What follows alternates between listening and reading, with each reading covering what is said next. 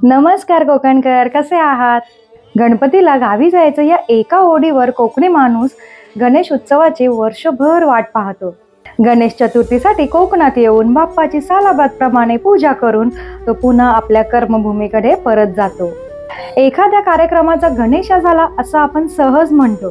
प्रथम पूज्य गणेशाचं स्थान आणि त्याचा महिमा असा आहे की सगळ्यांनाच त्याचा लळा लागतोच. कोकणी माणसाचं आणि विशेषतः मालवणी लोकांचं गणपती बाप्पा हे लाडकं दैवत. गणपती बाप्पा मोरया हे 3 शब्द जरी उच्चारले तरी कोकणी माणसाच्या मनात त्याचा लाडका गणपती बाप्पा आकार घेऊ लागतो. चाकरमणी हा शब्द विशेषतः बाहेरगावी, त्यातही पुणे मुंबईत राहणाऱ्या कोकणी मंडळींसाठी वापरला जातो. एक कारण असतं ते म्हणजे आर्थिक. कितीही अडचण असली, काहीही झालं तरी कोकणी मंडळी वर्षभर पै जमवून बाप्पासाठी बाजूला काढून ठेवतात आणि बाप्पाच्या सेवेला कोकणात पोहोचतातच. गणरायाची चैतन्य मूर्ती ही मोठ्यांना मोहित करते असं नाही, तर ती बाळगोपाळांनाही तितकीच जवळची वाटते. गणपती शाळेतून आणण्यापासून ते त्याचं विसर्जन होईपर्यंत बाप्पाच्या आजूबाजूला लहान मुले रेंगाळत असतात. घरात वेगळंच वातावरण असतं. तर चाकरमणी हा गणेश उत्सव कोकणात कसा साजरा करतात याबद्दल आपण आज जाणून घेणार आहोत. आणि जर तुम्ही या चॅनलवर नवीन असाल तर चॅनलला लाईक, शेअर आणि सबस्क्राईब करायला अजिबात विसरू नका. मी प्रणिता बोरकर पत्त्याने तुम्हा सर्वांचं स्वागत करते आपल्या यूट्यूब चॅनलवर, ज्याचं नाव आहे डिव्हाइन मॅजिकल पॉवर. पूर्ण वाडीत फिरून आरत्या, भजन करणं, भजन झाल्यावर वाटाण्याची उसळ आणि खडखडे लाडू यावर ताव मारणं, रात्री सगळेजण एकत्र जमून छान गप्पा गोष्टी करणं, ही सगळी धमाल करण्यात मोठ्यांबरोबर लहान मुलं सर्वात पुढे असतात. म्हणूनच बाप्पाने आपल्या घरात खूप दिवस राहावे असे वाटत असते. गणपती बघायला या हा असं जेव्हा सर्वजण एकमेकांना सांगतात तेव्हा ते निमंत्रण फक्त गणपती बघण्याचं नसतं. ते निमंत्रण असतं आनंदी सोहळ्यात सहभागी राहण्याचं. ते निमंत्रण असतं जिव्हाळा वृद्धिंगत करण्याचं. ते निमंत्रण असतं दुःख, पीडा, क्लेश, विवाद, भांडणं, राग वगैरे सगळं विसरून जगण्यासाठी विघ्नहर्त्याच्या, सुखकर्त्याच्या उत्सवात सहभागी होण्याचं. हा आनंद जर डोळ्यात साठवून ठेवायचा असेल तर तुम्ही एकदा तरी नक्की कोकणात गणेश उत्सवासाठी या. पाठ देणे हा एक खास कोकणी वाक्यप्रचार आहे. वास्तविक पाहता पाठ देणे ही वरवर सामान्य वाटणारी क्रिया, पण कोकणी माणसाचं मन त्यात गुंतलं की तो उत्सवाचा भाग बनतो. साधारणपणे नागपंचमी झाली की पाठ देण्याची ही लगबग सुरू होते. पाठ कोणाकडे द्यायचं हे फिक्स असतं. वर्षानुवर्षे चालत असलेल्या परंपरेचा तो एक भाग असतो. हा पाठ म्हणजे गणपतीचा पाठ. गावात ठराविक मूर्तिकार असतात, त्यांच्याकडे जाऊन गणपतीचा पाठ देणे म्हणजेच गणेश उत्सवाची चाहूल असते. याच पाटावर गणपतीची मूर्ती विराजमान होते. हा पाठ खास गणपतीसाठीच राखीव असतो आणि दरवर्षी हा पाठ देण्याचा सोहळा असाच घडत असतो.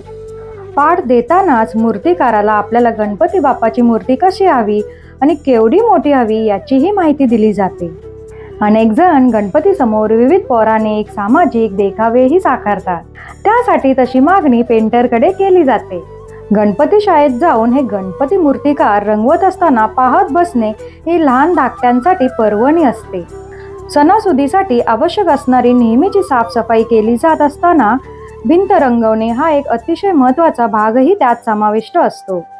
प्रत्येकाच्या घरात गणपती ठेवायची जागाही ठरलेली असते. लाकडी टेबल किंवा खास बांधून घेतलेला ओटा असतो, तिथेच गणपतीला बसवले जाते. गणपती बसवणे हाही कोकणातला एक खास वाक्प्रचार. जिथेही जागा असते त्यामागे म्हणजेच गणपतीच्या मागे भिंत रंगवणे हा देखील एक महत्त्वाचा भाग असतो. रंगवणे म्हणजेच चित्र काढणे. पूर्वी अनेकदा या ठिकाणी निसर्ग चित्रच पाहायला मिळत. हळूहळू यात बदल होऊन वेगवेगळी चित्र येऊ लागली. आता तर काही जण चित्र असणारा पडदाही लावतात. पण ती भिंत रंगवण्याची आणि ती रंगवलेली पाहता येण्याची मजा वेगळीच असायची. यानंतर सर्वात आनंदाचा भाग असतो तो म्हणजे माटवी किंवा माटी बांधायचा. माटी म्हणजे लाकडी चौकट. गणपतीच्या आसनावर ही लाकडी चौकट छतासारखी बांधलेली असते. माटी ही कोकणच्या गणेश उत्सवाचं एक महत्त्वाचं अंग आहे, ठळक वैशिष्ट्य आहे असं म्हणावं लागेल.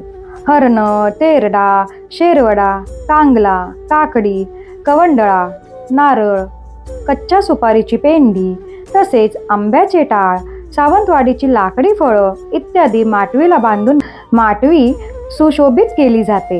ही फळं किंवा फुलं बाजारात विकत मिळत असली तरी वाडीत किंवा रानात फिरून ती गोळा करण्यात एक वेगळाच आनंद असतो. यानंतर इतर सजावट केली जाते. तोरणं बांधणे, मखर बांधणे, लाइटिंग करणे हे आवडीचे काम घरातील तसेच आजूबाजूचे गोपाळ मंडळी ही आवडीने करतात. मातीची जमीन असेल तर शेणाने मस्त सारवून घेतली जाते. नंतर जमिनीवर सुरेख रांगोळी काढली जाते. सर्व सजावटीमध्ये आणि एकूण भक्तिमय वातावरण करण्यामध्ये कोकणी माणूस कुठेही कसर सोडत नाही.